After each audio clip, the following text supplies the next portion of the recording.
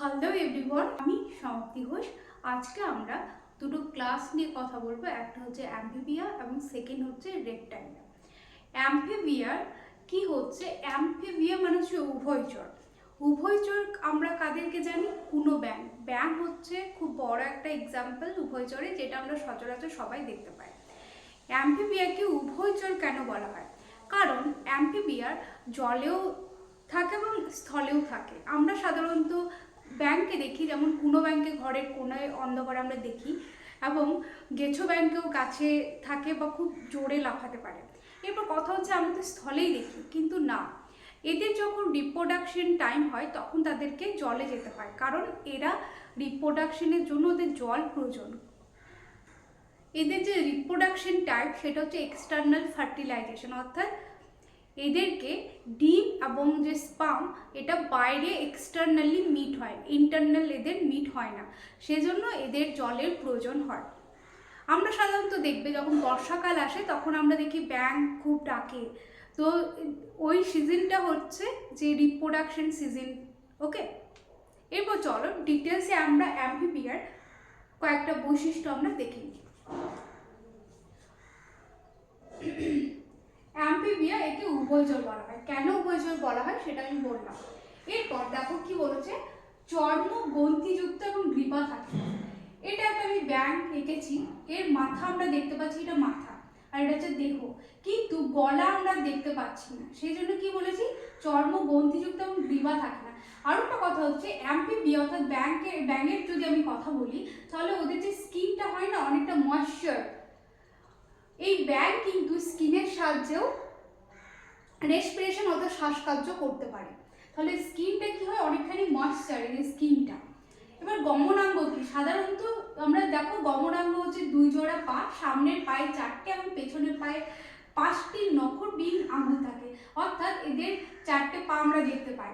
সামনের যে পায়ে সেখানে 4টি আমরা আঙুল দেখতে পাই, পেছনের পায়ে আমরা 5টা আঙুল দেখতে পাই, কিন্তু এদের নখ থাকে না। জীবনচক্রে লার্ভা দশা দেখা যায় এবং লার্ভা জলে বাস করে এবং পূর্ণাঙ্গ প্রাণী সাধারণত স্থলে বাস করে। অর্থাৎ এদের যে জীবনচক্র, আমরা দেখো ব্যাঙাচি বলি তো, টেডপল আমরা যেটাকে বলি, সেটা কেমন দেখতে হয়, এরকম ছোট্ট, এরকম সাইজে দেখতে হয়। এগুলো জলে আমরা দেখতে পাই। ছোটবেলায় আমরা কি ভাবতো জানো তো, এগুলোকে ভাবতাম যে ছোট্ট মাছ, অনেকগুলো একসাথে আমরা একটা জায়গায় রাখতাম, বলতাম মামা মাছ মাছ, পরে জানতাম এগুলো সব ব্যাঙাচি। তাহলে ব্যাঙাচি হচ্ছে লার্ভা দশা, ব্যাঙের লার্ভা দশাকে ব্যাঙাচি বলা হয়। এরপর এই ব্যাঙাচি দশায় জানো তো ব্যাঙের এদের মধ্যে গিল ফুলকা থাকে, ব্যাঙাচি দশায় ফুলকা থাকে, ফুলকার সাহায্যে ব্যাঙাচি শ্বাসকার্য চালায়। এবার যখন অ্যাডাল্ট কন্ডিশন হয় না, ব্যাঙাচি যখন ব্যাঙে পরিণত হয় তখন শ্বাসকার্য চালায় ফুসফুসের সাহায্যে। হৃৎপিণ্ডে কি থাকে, দুটো অলিন্দ থাকে এবং একটি নিলয় থাকে। তাহলে কি হলো যে ব্যাঙাচি অর্থাৎ ব্যাঙ কি কি সাহায্যে শ্বাসকার্য চালায়, তখন হয়ে যাবে ফুলকা। কিন্তু যখন পূর্ণাঙ্গ দশায় যখন বলবো তখন ব্যাঙ ফুসফুসের সাহায্যে শ্বাসকার্য নেয়। এরা হচ্ছে অভিপেরাস। অভিপেরাস মানে কি, এরা ডিম পাড়ে, ডিমের পর এখানে ডিম ফুটে বাচ্চা হয়, সেই জন্য এদেরকে বলেছে অভিপেরাস। তাহলে অভিপেরাস মানে হচ্ছে যে ডিম, প্রথমে এরা ডিম পাড়ে, ডিম থেকে এদের বাচ্চা হচ্ছে। এবার ইনডাইরেক্ট ডেভেলপমেন্ট মানে কি? ইনডাইরেক্ট ডেভেলপমেন্ট হচ্ছে যে এই যে বললাম লার্ভা কন্ডিশন, লার্ভা থেকে পূর্ণাঙ্গ প্রাণী। তাহলে কি হচ্ছে যে আগে লার্ভা কন্ডিশন, তারপরে পূর্ণাঙ্গ প্রাণী হচ্ছে। এই যে লার্ভা কন্ডিশন থেকে পূর্ণাঙ্গ প্রাণী হচ্ছে, একেই বলা হয় ইনডাইরেক্ট ডেভেলপমেন্ট। কেন ইনডাইরেক্ট? দেখো ডাইরেক্ট কেন নয়, যে ডিম হলো তারপর বাচ্চা বেরিয়ে গেল, ওটা হচ্ছে অ্যাডাল্ট বা পূর্ণাঙ্গ, কিন্তু এখানে সেটা হচ্ছে না। এখানে দেখো ব্যাঙের ক্ষেত্রে কি হচ্ছে, প্রথমে লার্ভা দেখতে পাচ্ছি, লার্ভা কন্ডিশনের পর পূর্ণাঙ্গ এরকম ব্যাঙ দেখতে পাই, তাহলে এটা হচ্ছে ইনডাইরেক্ট ডেভেলপমেন্ট। এরপর দেখো এদের কি আমাদের মতো কান দেখতে পাচ্ছ না? এই কানগুলোর বাইরে যে আমরা বহিঃকর্ণ আমরা কিন্তু দেখতে পাচ্ছি না, ঠিক আছে। তাহলে এখানে যে পিনা বলা হয়, যে কর্ণের পার্টটাকে, কানের যে পার্টটাকে, এদের কিন্তু বহিঃকর্ণ আমরা দেখতে পাই না, শুধুমাত্র বলা হয় টিম্পেনা। এরপর আরেকটা কথা হচ্ছে ব্যাঙ, এই যে ব্যাঙের যে পায়ুছিদ্র বা এটা যখন পায়ুছিদ্র, এই যে এটা আমি আঁকছি, এটা ডাইজেস্টিভ ট্র্যাক্ট বা অ্যালিমেন্টারি ক্যানেল বলতে পারি, আর এটা হচ্ছে এক্সক্রিটরি যে ক্যানেল এবং রিপ্রোডাক্টিভ যে ক্যানেল, সেটা কিন্তু একই।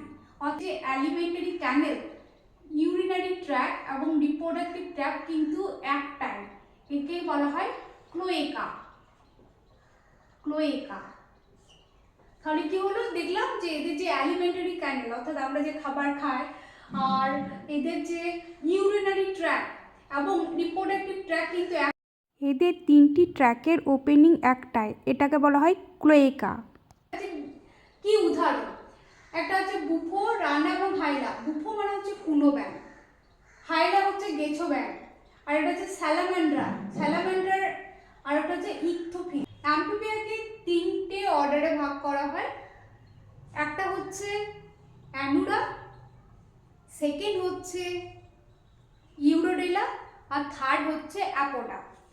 এই যে অ্যানুরা, অ্যানুরা আমরা যে ব্যাঙ করছি এই অর্ডারে পড়ে অ্যানুরা, অর্থাৎ যাদের টেল নেই। এই স্যালামান্ড্রা এটা পড়ে ইউরোডেলা, ইউরোডেলা। আর যে ইকথিওফিস এটা হচ্ছে অ্যাপোডার আন্ডারে পড়ে। একটা কোশ্চেন আসে যেটাকে বলা হয় ইকথিওফিস হচ্ছে অ্যাপোডা, মানে যাদের নো লিম, মানে যাদের পা নেই, নো লিম, ঠিক আছে। তাহলে একটা কোশ্চেন আসে যে একটা অ্যাম্ফিবিয়ার নাম বলো যাদের লিম থাকে না, তাহলে সেটা কি হবে, ইকথিওফিস, কারণ এটা অ্যাপোডা অর্ডারের মধ্যে পড়ছে। আর বুফো, রানা এবং হাইলা যেসব ব্যাঙ বলি তারা কার আন্ডারে পড়ছে, অ্যানুরা। আর স্যালামান্ডা হচ্ছে ইউরোডেলা। ইউরোডেলা কি, স্যালামান্ডা হচ্ছে লেজ থাকে সেজন্য ইউরোডেলা বলে। স্যালামান্ডারকে যদি দেখো না, দেখে অনেকটা মনে হবে যে গিরগিটি টাইপের, কিন্তু এটা রেপটাইলসের থেকে কেন ডিফারেন্স বলো তো স্যালামান্ডার, কারণ হচ্ছে ওদের যে স্যালামান্ডার স্কিন ময়েশ্চার হয়, কিন্তু রেপটাইলের যদি স্কিন দেখো সেটা দেখবে অনেকটা ড্রাই কন্ডিশন হয়। ওই জন্য স্যালামান্ডারকে রেপটাইলস থেকে এইভাবে পার্থক্য করা যায়, কারণ স্যালামান্ডার স্কিন হচ্ছে ময়েশ্চার। এরপর আমরা দেখব রেপটেলিয়া। রেপটেলিয়া মানে হচ্ছে সরীসৃপ প্রাণী। ল্যাটিন ওয়ার্ড রেপটিলিস থেকে এই রেপটেলিয়া এসেছে। ল্যাটিন ওয়ার্ড রেপটিলিস, রেপটিলিস মানে হচ্ছে যারা বুকে হেঁটে চলে, বুকে হেঁটে চলে তাদেরকে বলা হয় রেপটিলিস। তো ওই রেপটিলিস থেকেই রেপটেলিয়া এসেছে। এরা কি, এরা স্থলজ প্রাণী, এর স্থলে থাকে এবং এদের শরীরে শীতল প্রাণী, অর্থাৎ ঠান্ডা, এদের রক্ত ঠান্ডা। আর এরা কি বললাম, বুকে হেঁটে চলে, অর্থাৎ ক্রিপিং। এদের দেহে চামড়া শুকনো এবং এপিডার্মাল আঁশ দ্বারা ঢাকা।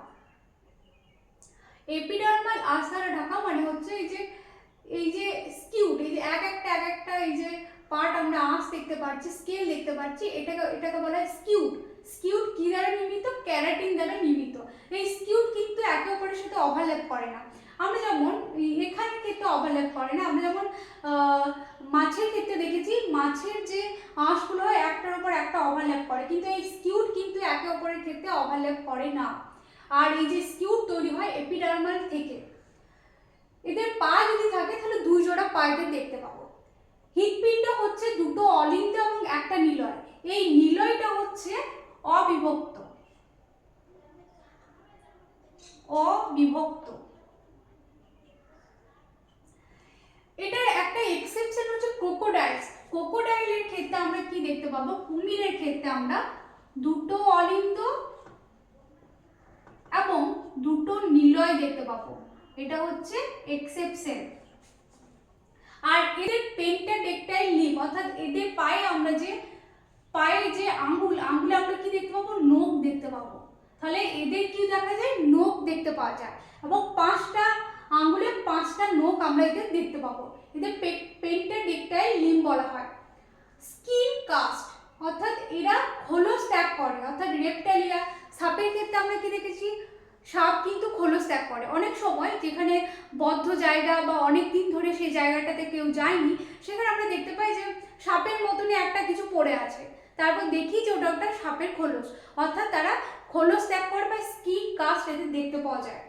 ফার্টিলাইজেশন কেমন টাইপের? Internal fertilisation.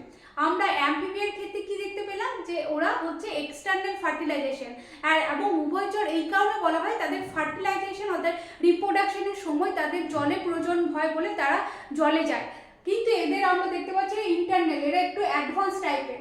আর এদের যে ওভিপেরাস টাইপ, ওভিপেরাস মানে কি হচ্ছে, ডিম পাড়ে, ডিম থেকে বাচ্চা বের হয়, এটা ডাইরেক্ট ডেভেলপমেন্ট হয়, মানে বাচ্চা যে ডিম পারবে, ডিম থেকেই ডাইরেক্টলি বাচ্চা জন্মাবে। কিন্তু ব্যাঙের ক্ষেত্রে বা অ্যাম্ফিবিয়ার ক্ষেত্রে দেখতে পেলাম যে এদের লার্ভা কন্ডিশন, আগে লার্ভা হবে, তারপর সেখান থেকে পূর্ণাঙ্গ প্রাণীটা তৈরি হবে। কিন্তু এদের ক্ষেত্রে সেটা নয়, এটা ডাইরেক্ট ডেভেলপমেন্ট এদের দেখতে পাচ্ছি। এদের যে কান, বহিকর্ণ মানে আমাদের মতো পিনা থাকে না, ঠিক আছে, এটা একটা জাস্ট ছিদ্র থাকে, একেও বলা হয় টিম্পেনা বলা হয়, একেও কি বলা হয়, টিম্পেনাম বলা হয়। এরপর কি বললাম, এদের এক্সাম্পল দেখো, টার্টেল হচ্ছে চেলন্স, এবং টর্টয়েস হচ্ছে টেস্টোডো, আর নাজা অর্থাৎ সাপ, মানে এক ছবি হচ্ছে কোবরা হচ্ছে নাজা। এটাই ছিল আজকে রেপ্টালিয়া এবং অ্যাম্ফিবিয়ার, যেটা ক্লাস 9 এর first chapter life and diversity. আর দুটো বাকি আছে ফার্স্ট চ্যাপ্টারের, সেটা হচ্ছে একটা হচ্ছে অ্যাভিস আর একটা হচ্ছে ম্যামেলিয়া। এই দুটো ক্লাস পড়ালেই ফার্স্ট চ্যাপ্টার ক্লাস 9 এর complete. Thank you so much, তোমরা দেখতে থাকো, পড়তে থাকো এবং হাসতে থাকো।